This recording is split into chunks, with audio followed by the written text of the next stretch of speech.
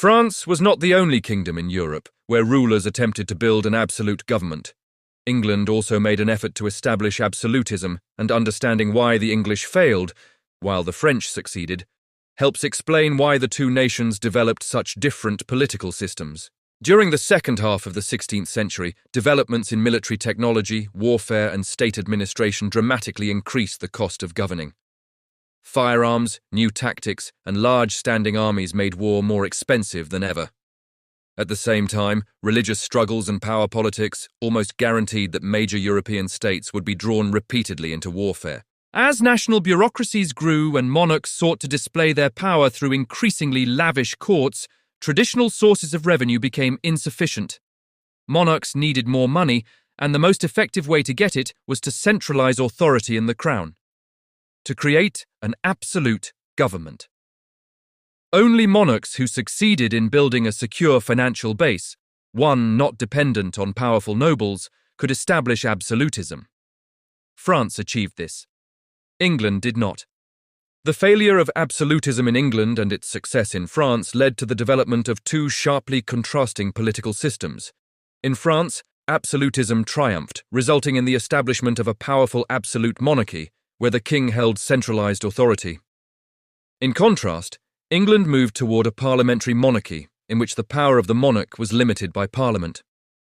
These two systems went on to profoundly influence the political evolution of Europe. In 1600, it was far from clear how events would unfold in either England or France, as both kingdoms displayed key elements that seemed to favor the rise of absolutism. In each country, monarchs sought to expand their authority, faced increasing government expenses, and contended with powerful noble classes eager to maintain or enhance their influence.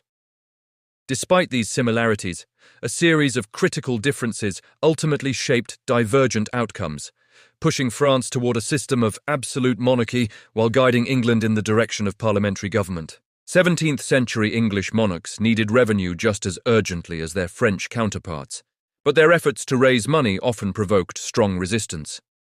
Attempts to increase taxation and expand royal financial authority threatened the interests of powerful groups within English society, including the nobility, major landowners, and wealthy merchants.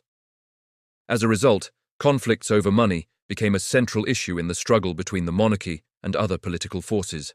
These politically active groups defended themselves by invoking traditional English liberties, legal rights deeply rooted in English history. Unlike their French counterparts, the English elite managed to block the expansion of royal power. They forced the king to recognize them as political partners rather than submissive subjects. Louis XIV succeeded in making the French nobility dependent on his favor, patronage, and the routines of court life. The English nobles, landowners, and merchant elites did the opposite. They strengthened Parliament as a vehicle for protecting their interests. Even in France, absolutism was not completely unchecked, but the French monarchy was far more successful in dominating the nobility than the English monarchy ever was. Religion proved to be a decisive factor in shaping political outcomes in England and France during this period. In England, a strong group of Calvinist Protestants known as the Puritans opposed the Stuart monarchy, believing that the kings were too sympathetic to Catholicism. This distrust fueled organized resistance and weakened royal authority. In contrast, in France, Louis successfully suppressed the Huguenots, and the majority of Catholics supported his efforts to eliminate Protestant influence.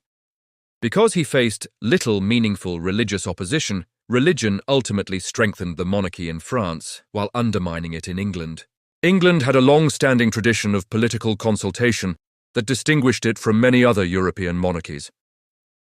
Although Parliament did not meet regularly before the 17th century, it had been summoned since the 13th century to play an important role in governance.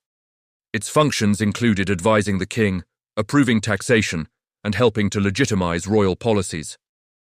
This established precedent gave Parliament a foundation of authority that would later prove crucial in limiting the power of the monarchy.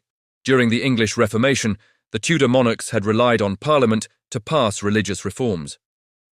Although Parliament rarely opposed the Tudors, it had nevertheless acquired the habit of meeting, debating, and representing national interests. This tradition of political participation created a strong foundation for Parliament to challenge royal authority. France lacked the kind of institutional framework that existed in England to limit royal authority. The Estates General, which might have served as a representative body, had not met since 1614, leaving the monarchy without a national assembly to consult or challenge it. Although local parlements did exist, they functioned primarily as law courts rather than legislative bodies, and therefore did not provide meaningful political opposition.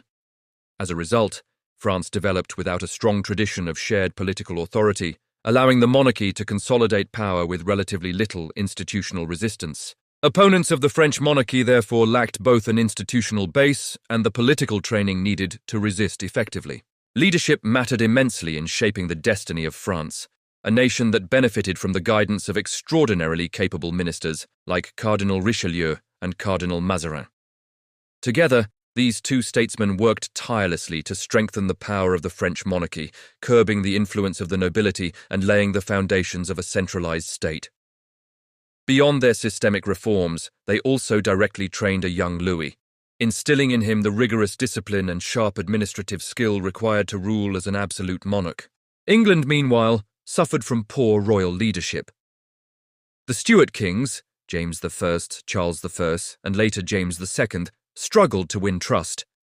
Many of their subjects believed they sympathized with Catholicism in a nation that saw itself as strongly Protestant and increasingly Calvinist.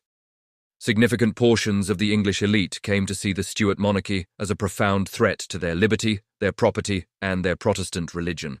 This escalating fear reached its breaking point during the reign of the openly Catholic James II, whose actions directly triggered the Glorious Revolution of 1688. By bypassing Parliament, maintaining a standing army, and placing Catholics in high-ranking positions, James convinced the political establishment that their traditional rights and land ownership were no longer secure under his rule. To protect these core values, the elite took the radical step of inviting the Dutch stadtholder, William of Orange, to invade England and claim the throne alongside his wife, Mary, who was also James's daughter, cementing a constitutional monarchy that guaranteed parliamentary supremacy and Protestant dominance. Parliament grew stronger precisely because the English ruling class felt the need to defend their rights against perceived royal tyranny. By the late 17th century, the political trajectories of England and France had diverged dramatically. In England, parliamentary power grew through a series of bitter conflicts and institutional shifts, culminating in revolutions that overthrew two Stuart kings and ultimately produced a constitutional monarchy that restricted royal prerogative. Conversely, France moved toward a highly centralized absolute system where the monarchy became the strongest in Europe, reaching its peak of authority, administrative control, and cultural dominance under Louis. This divergence would have deeply astonished observers in the early 1600s, as the two nations appeared to be on completely opposite paths at that time. England's monarchy was widely respected and popular, basking in the stability and national pride achieved especially under the long reign of Queen Elizabeth I's. France, by contrast, was only just emerging from decades of brutal domestic religious wars that had left its countryside devastated, its treasury depleted, and its monarchy profoundly weak, unstable, and distrusted. Yet by 1700, the opposite was true. Next, we turn to the growth of government under the Stuarts, the constitutional and religious crises that toppled two kings, and the settlement that emerged from 40 years of conflict, a settlement that would shape the future of constitutional government.